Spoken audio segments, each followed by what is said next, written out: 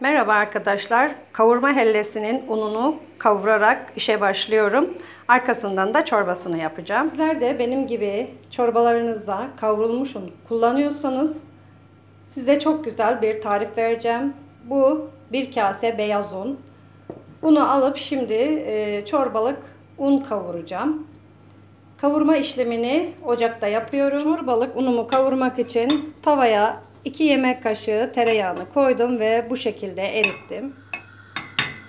Tavamız da güzelce ısındı. Hafifçe yağın kızarmasını bekledikten sonra unu ekleyeceğiz.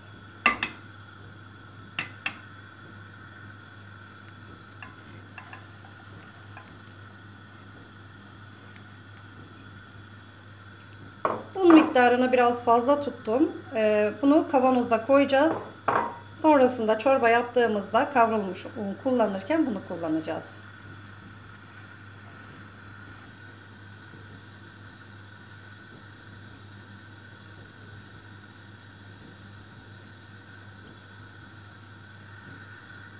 Ocağımızın altı harlı yanıyor.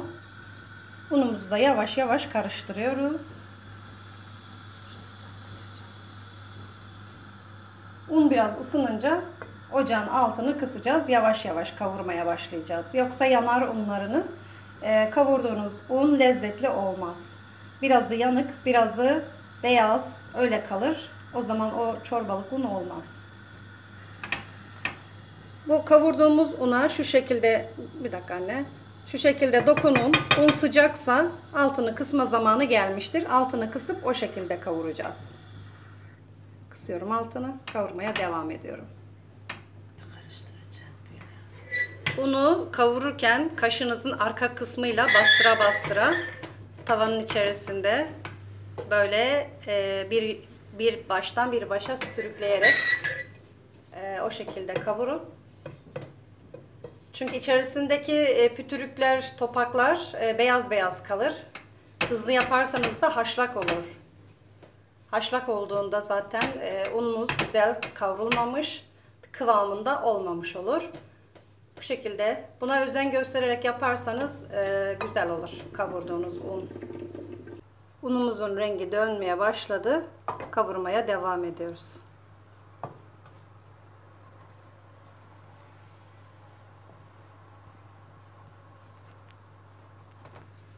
Pembeleşti işte. Evet, pembeleşti. Şöyle unumuzun rengi. Altını kapatacağım. Çünkü tavam çelik tava olduğu için daha fazla yanmasını istemiyorum. Altını kapatıp 3-4 dakikada tava soğuyana kadar tavanın içerisinde kavurmaya devam edeceğim. Ocaktan aldık. Kenarda kavurmaya devam ediyorum. Ocakta 12 dakika kavurduk. Şimdi burada da bir 5 dakika tava soğuyana kadar unu karıştırmaya devam edeceğim.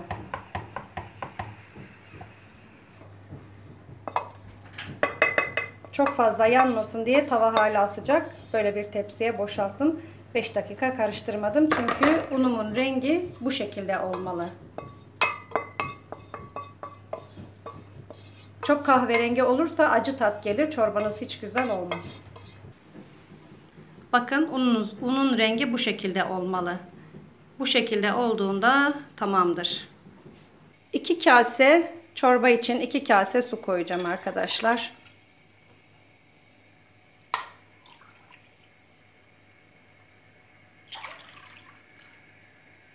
İki kase suyumu ocağa aldım.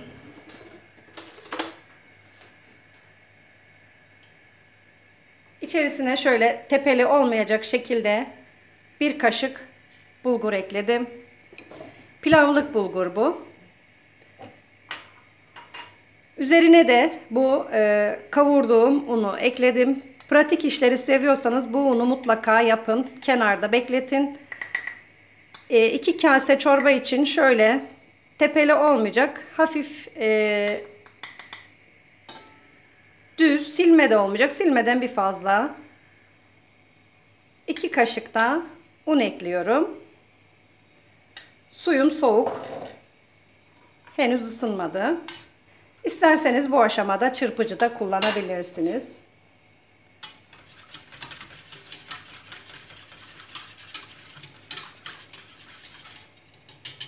Bu şekilde yapıp pişmeye bırakıyorum.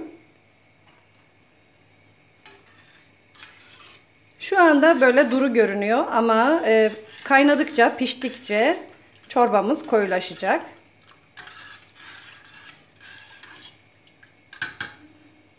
Çok kolay, pratik bir çorba ve lezzetli bir çorba. Tenceremizin ağzını da kapatacağız. Altını kısıp pişmesini bekleyeceğiz. Çorbamız kaynadı. Kaynadığında ağzını biraz yarım koyabilirsiniz. Taşmasın diye. Piştikçe de bu koyulaşacak arkadaşlar. Ağzını da yarım bırakıyoruz. Bulgurun pişmesini bekliyoruz. Çorbamız pişerken tavamı da ocağa alıyorum. Bir tatlı kaşığı şöyle tereyağı ekledim. Yağ ayarını siz ayarlayabilirsiniz arkadaşlar. İsterseniz tereyağı, isterseniz de zeytinyağı koyabilirsiniz. Çorbamız pişerken tuzunu da ekleyelim. Şöyle çay kaşığı kadar veya da daha az. Tuz da yine damak zevkinize bağlı olarak ayarlayalım. Çorbamızın kıvamı, eğer ki size çok duru geldiyse, biraz daha kıvamlı seviyorsanız un ekleyebilirsiniz. Unu da eklerken şöyle göstereyim. Eğer ki kıvamını biraz daha koyu yapmak istiyorsanız şöyle bir tatlı kaşığı kadar unu ekleyip çırpıcıyla da unu dağıtabilirsiniz. Pişmeye bırakıyorum.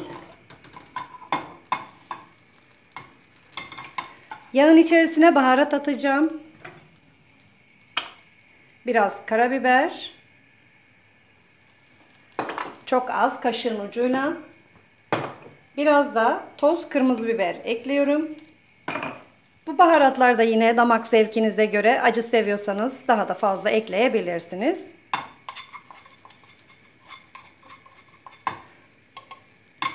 Şöyle baharatımın altını, yağımın altını söndürüyorum. Çorbam da pişti. Onun altını da söndüreceğim. Bakın eklediğim un topak topak kalmadı.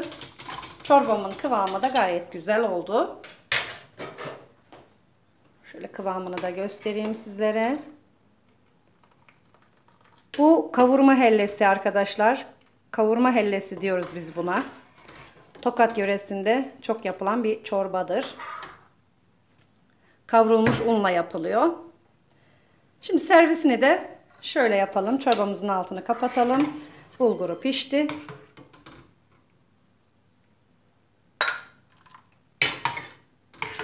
Aşırı bulgurlu olmuyor bu çorba. Şöyle çorbamı aldım. Üzerine de yağımı gezdireceğim.